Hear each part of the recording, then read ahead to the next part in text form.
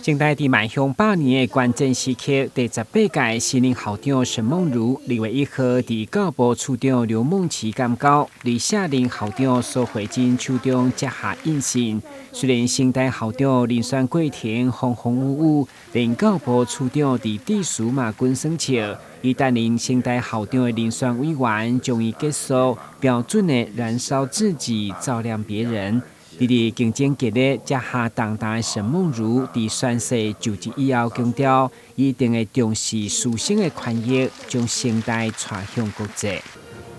1661年，郑成功来台湾开始建设及文明的发展，这一切都是从台南开始，也是成功大学命名的由来。所以成大有特殊的历史定位与使命，故在找寻台湾文化的核心价值，以协助台湾产业顺利转型。成功大学有当仁不让的气魄与承担，成大有知识创新与产业链结的利基。我与新任团队将致力为学生与教职员创造在台南、在台湾和全世界有所作为的机会，成为国家骄傲的无边界大学。最后，仅此代表整个成功大学的师生，再次感谢大家的莅临与祝福，谢谢各位，谢谢。担任新代校长被当下任的苏慧珍是新代第1位女校长，伊将学校当作处努力的付出，大家拢有目共睹。伫典礼上，包括新任校长、校友中心以及全球校友总会等单位，拢前来致敬纪念品，场面相当温馨。伊伫致辞当中讲到亲人的支持，加上到过身的爸爸，相当感伤，强强讲不出话。谢谢所有先进师长的指导，所有师生同仁的包容，所有海内外校友的爱护，所有社会各界的信任，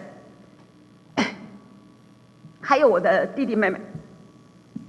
牺牲了很多他们自己的选项，全力照应着父母亲，放任我以孝为家的生活，这种无法代替的支持，我从来不曾好好说谢谢。那又假如说我身上有任何一些美好的元素，